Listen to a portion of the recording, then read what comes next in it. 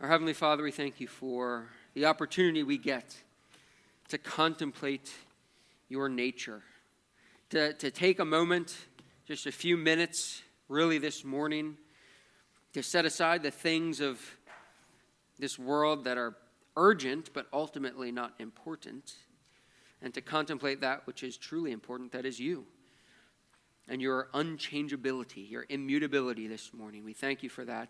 And I pray that you would help us, as ultimately this is going to be beyond our minds because you're an infinite and incomprehensible God. So I pray that you would help us to simply raise our thoughts and affections towards you this morning. We pray this in the name of Christ. Amen. All right, so we're continuing our study on the attributes of God. We're kind of at the halfway point here. We are on immutability this morning. Immutability is the one we're going on. But before we jump in, we are going to give our kind of a review of where we've been, and that starts with a verse. So every week we've been kind of starting with a verse that ties into our title. The title of this series is Not Like Us, the Awesome Attributes of God. This time, Jeremiah 10, verse 6. There is none like you, O Lord. You are great, and your name is great in might. There is none like you, O Lord. The gods of the nations are not like the true God. All right, here's where we've been the past few weeks. First, each week we've been kind of doing a God is not, right? So the first week, or the first attribute was God is not the alphabet. Now, I know we usually save discussion for that time, but who can tell me God is not the alphabet? What attribute was that kind of illustrating? Incomprehensibility. Yeah, God is not the alphabet, incomprehensibility, right? We know the alphabet from beginning to end, A to Z. That's not how it is with God. All right, how about this? God is not a baby. God is not a baby. What attribute was that illustrating? Aseity, right? A good Latin word, meaning that God is a se, from himself. He's not from anything else, right? Babies are dependent. Babies need someone for everything. They're very needy, right? If you've had babies, as I think most people in this room have, you know that babies are needy. They need you all the time. They need you every couple hours. They need you to feed them. They need you to pick them up. They need you to change them. They need you for everything. Well, God is not needy. He is independent. He's not dependent. Now, the arrow of dependency never flows God being dependent on something else. It's always other things dependent upon God. So God is not a baby. And then we looked at the Legos there, and we said God is not a Lego set. God is not a Lego set. What attribute did this illustrate? Simplicity, right? Simplicity. And this one stretched us, but the idea is Lego sets, when you get a Lego set, it says how many pieces it is, whether, whatever you're building. And the whole set is made up of each different piece. You don't get the whole without the pieces, but the pieces themselves are not the whole. And we say God is not like that. God is not kind of assembled together from a bunch of different little pieces of things that aren't God, and so that then what is not God comes together and composes what is God.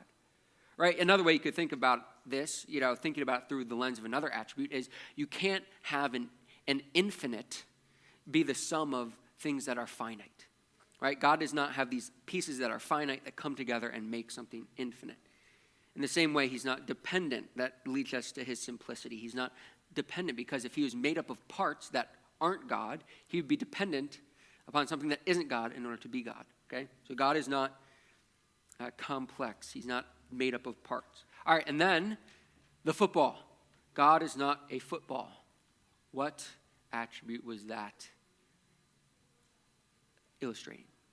Who can help me? Except for Philip, because he taught the lesson.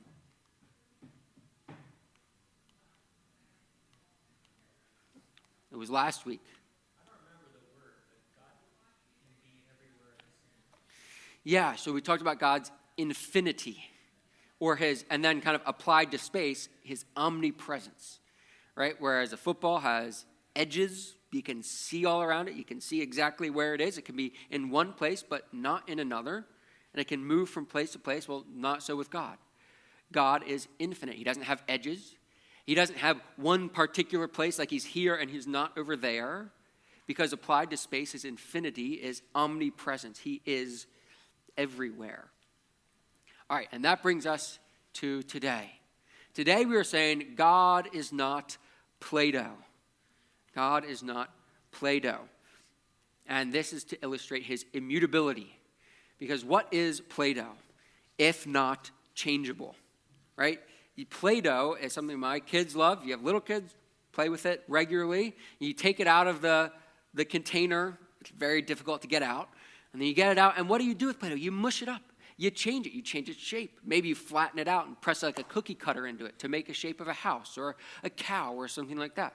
Or maybe, this is my favorite, you put it in those little things like that, like it's like a vise or clamp, and then you squish it down and it squirts out these like spaghetti noodles. And it's really kind of fun to do, to squish out the Play-Doh.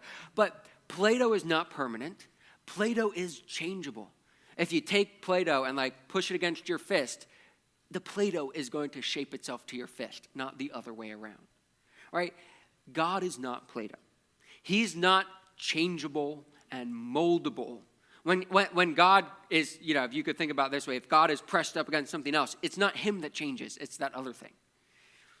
This is God's immutability. And immutability is just a fancy way of saying unchangeability. So if something is mutable, it can mutate, it can change, and God is immutable. So here's a quote from a theologian I think we've seen already in this series. We'll probably see him again. Herman Bavinck, great Dutch theologian. He puts it this way. He says this: there is change around, about, and outside him, and there is change in people's relations to him, but there is no change in God himself. There's no change in God himself. Bavinck, again, puts it this way. I like Bavinck. Says this: the difference between the creator and the creature hinges on the contrast between being and becoming. All that is creaturely is in the process of becoming. It is changeable, constantly striving, in search of rest and satisfaction, and finds this rest only in him who is pure being without becoming. Right? What's his point? He says everything that is created is in the process of changing, of growth, becoming something else, change in certain ways. God is not like that. He is who he is. He doesn't change into something else. He doesn't grow, become different. That's a creaturely attribute.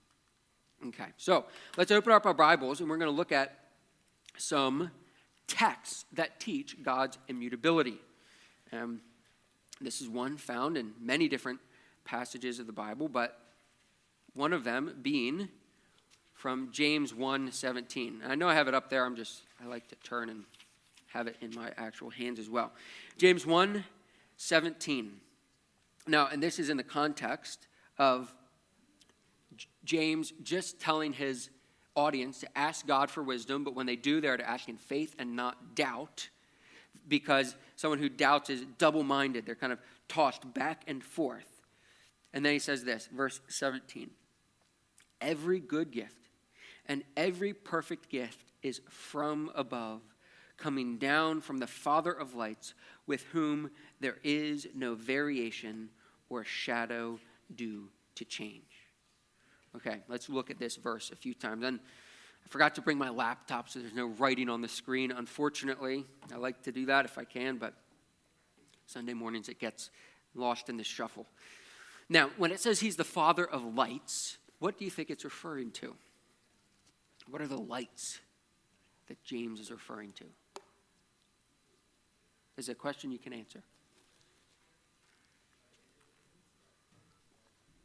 Think back to Genesis 1. What does God create in Genesis 1 that would be considered a light? Sun, moon, and stars, right? The heavenly lights.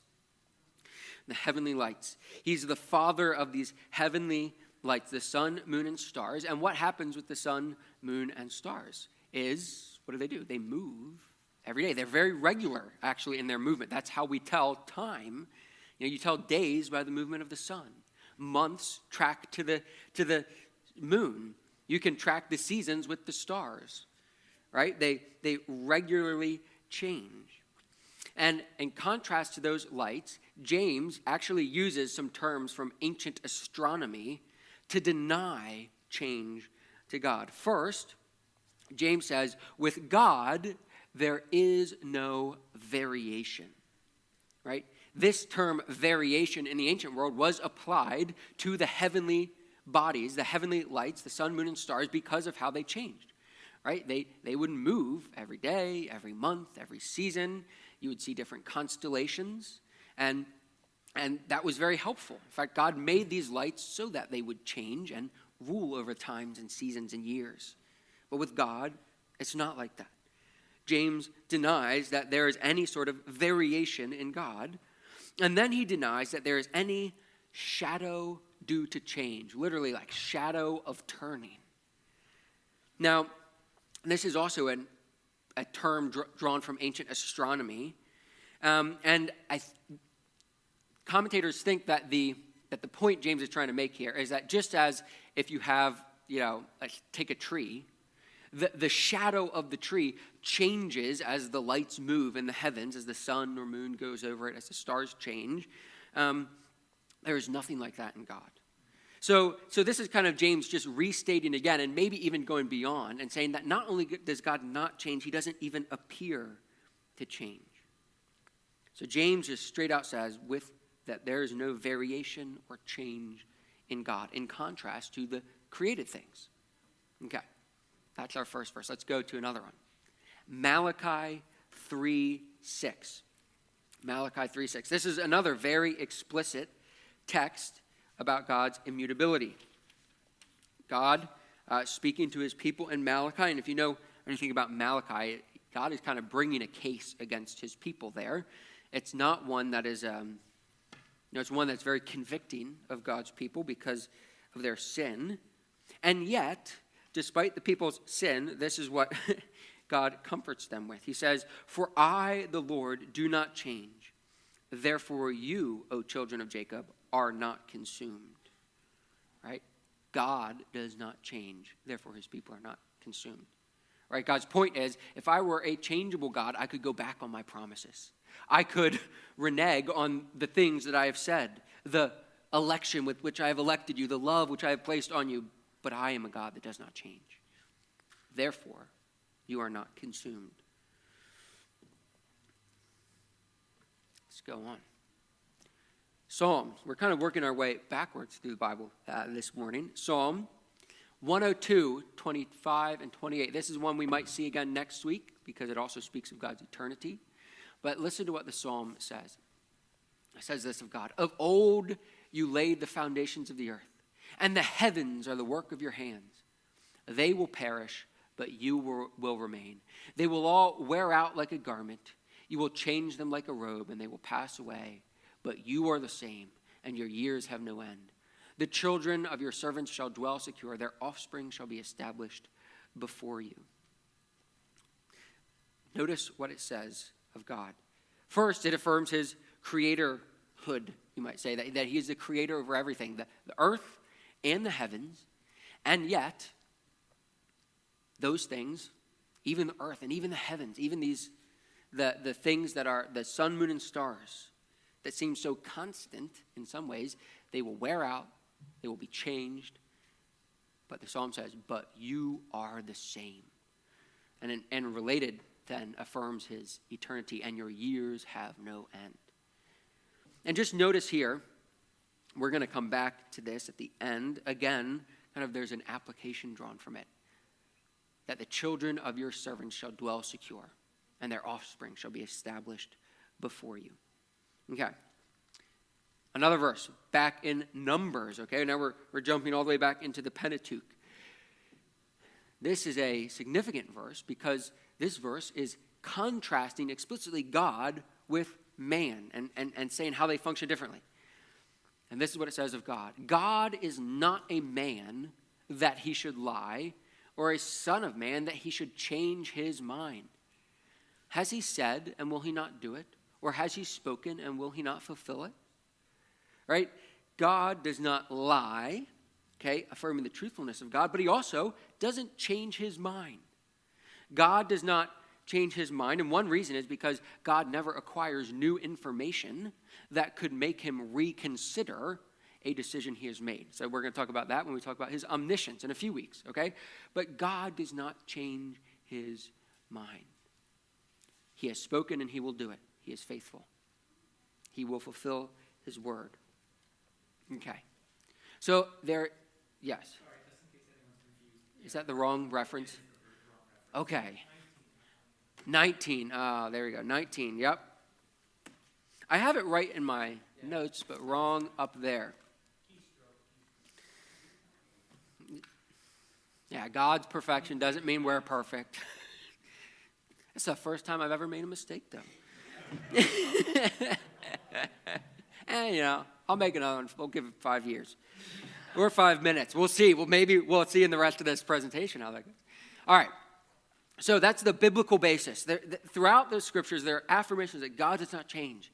He is always the same. He has no variation in him. But we can also reason concerning his immutability from his other attributes. Right? These things are not kind of separate and disconnected. They're going to help us. As we consider God, each attribute is going to kind of help us shape the other ones, right? Because they're all simply truths about God. So how do God's attributes affirm his immutability? First, God's simplicity implies his immutability. And this is maybe difficult to get right away, but bear with me first. If God is simple, he's not made up of parts, all right, then for God to change at all would be to change entirely.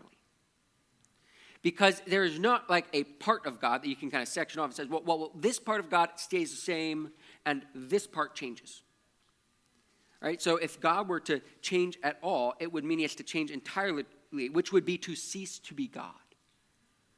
Another way of coming at it is to kind of go back to that Herman Bavinck quote, that God is pure being without becoming. Right? He's not a mixture of what he is and what he might eventually become. As if there was some kind of like potential like for him to grow and to change. God is simply who he is, right? You could come back to Exodus 3:14. I am who I am. So God's simplicity implies his immutability. So does his aseity imply his immutability. For if God were to change, you would ask, why does he change?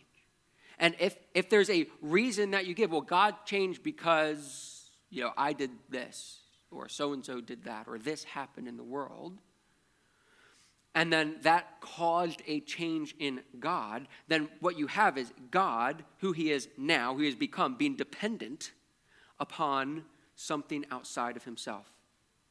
The flow of dependency has gone back the other way. Something has caused God to be in a certain way. But if God is absolutely independent, if he is only from himself, then he does not change. Next week, we're going to talk about his eternality, but that also implies that God does not change. If God is, as theologians want to say, outside of time, or as others want to say, if he encompasses all time, because he is transcendent over it, then there's no before and after for God, right? I don't want to go too far into this. This is next week, but you could think of God as kind of the center point of a circle, and the circle is time. He relates equally to each point on the timeline. We're just on the outside. He's in the center. But if God is that way, if he is truly transcendent of time, then there's no before and after. But if there's no before and after, there can be no change, because change implies a before and an after in God. And then lastly, his perfection. His perfection implies that he does not change, because if he were to change, being perfect, that change would either be for the better or the worse. If he changes for the worse, I think we can see how that's problematic. That would kind of imply that he wasn't perfect, because a perfect being couldn't become worse. And if he changes for the worse, it implies that he's not perfect then either. But if he changes for the better and becomes better, then that also implies that he wasn't perfect initially. So if God is actually perfect, then he cannot change, because he can become not better because he already is perfect, or worse. One theologian, early church theologian, Gregory of Nyssa, he put it this way. I don't think I have the quote for you. I don't know. It says this: "For if he was not always what he is now, he certainly changed either from the better to the worse, or from the worse to the better. And of these assertions, the impiety is equal either way, whichever statement is made concerning the divine nature." All right. So, the other attributes of God also come together and confirm that God is unchangeable, that he is immutable. All right. But let's go. All right, we have a few minutes here, and we're going to deal with a kind of a related issue to immutability, and that is what would come up is that God is immutable with regard to his affections as well. So you might have noticed, I don't have the slide, but a few weeks ago when we talked about simplicity, I put up a bunch of statements of faith from the Protestant Reformation, from the Anglican, the Lutheran, the Presbyterian, the Congregationalist, and the Baptist tradition. So like covering the gamut here. And they all affirm that God is without body, parts, and then they all add the word or passions. That God is without body, parts, or passions. There is a doctrine called the doctrine of impassibility that teaches that God does not have passions. And what I want to do now is kind of explore this a little bit and see how it relates to his immutability. Because this is one where a lot of modern theologians, I think, have maybe pushed against and wanted to hold immutability, but not apply it to God's affections as well. Here's what we need to remember. First, kind of going back to our doctrine of incomprehensibility, all of our language about God is analogical. Do you remember what that means? So univocal language is like one-to-one. Our language about God, our language about us, it means the exact same thing. All right, we deny that because God is the creator, we're the creatures. Equivocal language is there's no relationship. There's no relationship. Language about God means something totally different than about anything created. We deny that because God uses human language to speak about himself, and it means something. So we say our language is analogical, that there's an analogy between God and the creature, so that we can say things of God that are true, and yet we want to just qualify them so that we mean something different than we say when we say about creatures. For example, like God is powerful. Brian Shaw is powerful. Brian Shaw is like the world's strongest man. He's huge, right? I think we could call him powerful. But when we say he's powerful, when we say God's powerful, there's an analogy there. They both have strength and ability to accomplish difficult tasks and to bring about their will, but there's a disconnect, right? Because God's power is in a fundamentally different level than this guy, Brian Shaw's. And so let's apply that here. When we speak of God's passions, and what we're meaning here is what moderns would probably say emotions or affections. I think that's a better term. We're saying that God's affections are also immutable, that God is not changing in his affections and going from one to another as if they were kind of fluctuating within him. And this is the historic doctrine that you can find. I have some books in there. I meant to bring them out, but just all throughout church history, affirming that God is impassible. His affections do not change. But it does feel somewhat odd to moderns to say, well, does God really not, have emotions in that way that we do? The Bible seems to talk about God getting angry, or God being grieved, or God, being, long-suffering and things rejoicing him. How are we to understand this language, right? How are we to understand that language? Well, I think we are to understand it. And I put up two long words there for you, if you like new vocabulary words, as anthropopathisms, all right? So there's a good word for a spelling bee, but let me explain that by way of another long word, that first one, anthropomorphism. All right, and anthropomorphism is when the Scripture applies physical characteristics to God. We see this all throughout the Bible. We talked about it when we talked about simplicity. The Bible will often speak about God's eyes, God's ears. It'll even talk about his nose. It'll speak of his feet, his hands, his arms. It'll speak about God sitting or God riding on the clouds. It'll speak in terms of God as if he had a body, right? But we understand that God does not have a physical body, that he is spirit, that he is infinite in a way that a body could not be. And so we read these and we say, okay, these are analogies used to take created things and help us understand something of God. When it speaks of his eyes, we are to understand that God sees all things. Nothing is hidden from his sight. When it speaks of his arm or the arm of his might, we are not to understand that he's got a really buff arm in heaven. Like, ugh. No, but it's speaking of his strength and ability to accomplish his will. Well, in the same way, when we speak of God's affections, we're not speaking in the same terms as ours. When we say that God loves and we love, we mean that God does love, but his love is in a different category than ours. Let me just put it this way. If God's love was like ours, what would his love be like? What's your love like? Is your love perfect and constant, unchanging and infinite?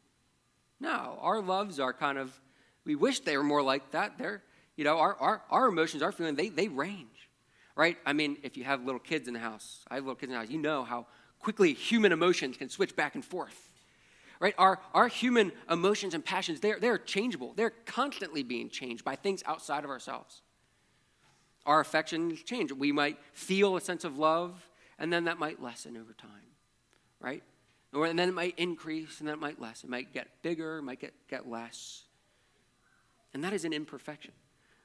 What we're saying with this, that God's impassibility, is God's love, essentially, is not like that. That God's love for his people is an eternal love, is an everlasting love. That God doesn't need to be stirred up to love his people more, but his love is already perfect and full and infinite towards his people. That's what impassibility is getting at. Not that God doesn't have love, but that God's love, and applied to his other affections, is perfect. We could apply this to his wrath as well. God, it does not become more angry at sin over time. He is always divinely perfect and against sin in the wholeness of his being. It is a contradiction to who he is, and he hates it. If he became to hate it more, you might ask, well, why did you hate it less before? No, God is perfectly set against sin, and he doesn't change in that regard. Here's Nicholas Walterstorff, a theologian, not one I would necessarily recommend, but just one drawing out how this is connected to the rest of the attributes of God. He says this: once you pull on the thread of impassibility, a lot of other threads come along. He's saying kind of pull it out of the sweater, so to speak. He says aseity, for example. One also has to give up immutability, changelessness, and eternity. If God, this is his language, I would want to qualify. He says if God really responds, so he's denying impassibility in that language, then he's not metaphysically immutable. And if not metaphysically immutable, then not eternal. All right, this is his point. He's saying that if you pull this thread out and say, well, God's immutable, but he has changing emotions that go up and down. Sometimes he loves more, sometimes he loves less. Sometimes he's more joyful, sometimes he's less joyful.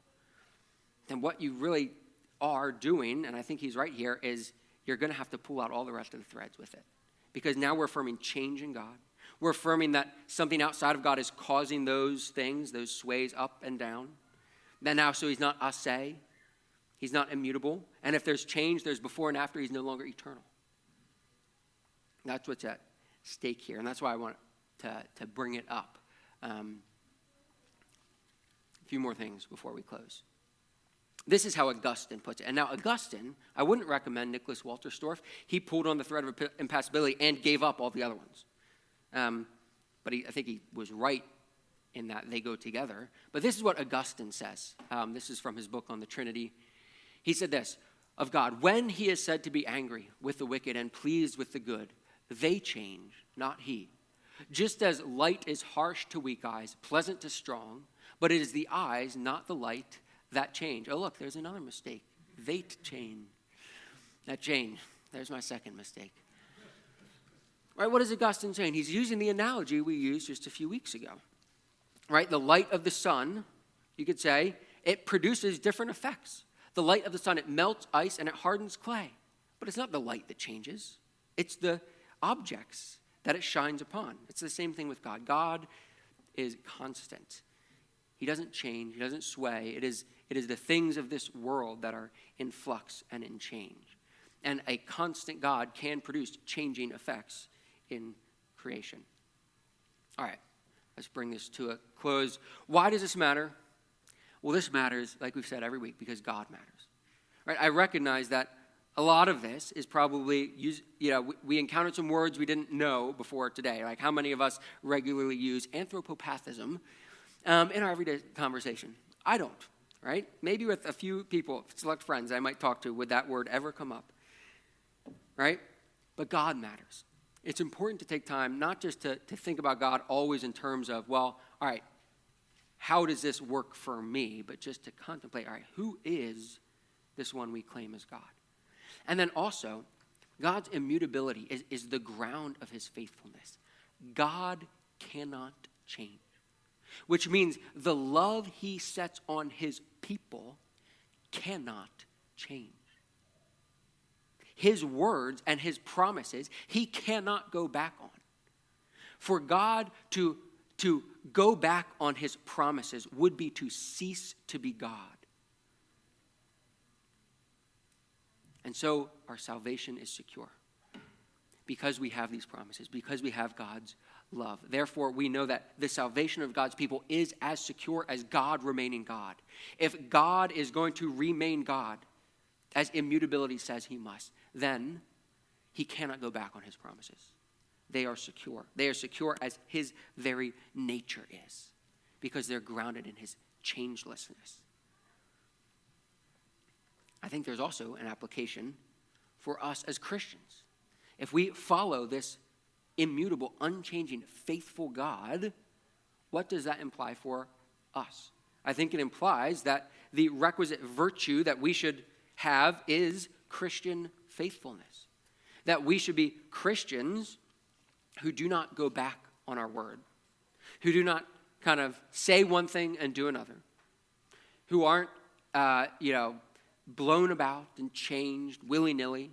No, we should be Christians who are dependable, faithful, that people know that when we say we're going to do something, we'll do it, that our word is good, that when we commit to something, that means something, that we are actually going to follow through. That's a Christian way of reflecting God's immutability, is in our faithfulness, right? We don't go back on our word, just as he cannot go back on his. And then I'll close with this hymn. This is one we all know. Great is thy faithfulness, by Thomas Chisholm. It says this is just the first verse. Great is thy faithfulness, O God my Father. There is no shadow of turning with thee. Thou changest not, thy compassions they fail not. As thou hast been, thou forever wilt be. Right? I hope that hymn, you can see a little bit more in it after today, right? You see the reference to God's faithfulness. You see the allusion to James 1. There's no shadow of turning with thee. You see the affirmation, you could say, of impassibility. Thy compassions, they fail not. His compassion is unchanging towards his people. It doesn't ever diminish with time. It doesn't grow old. It doesn't wane. As thou hast been, thou forever wilt be.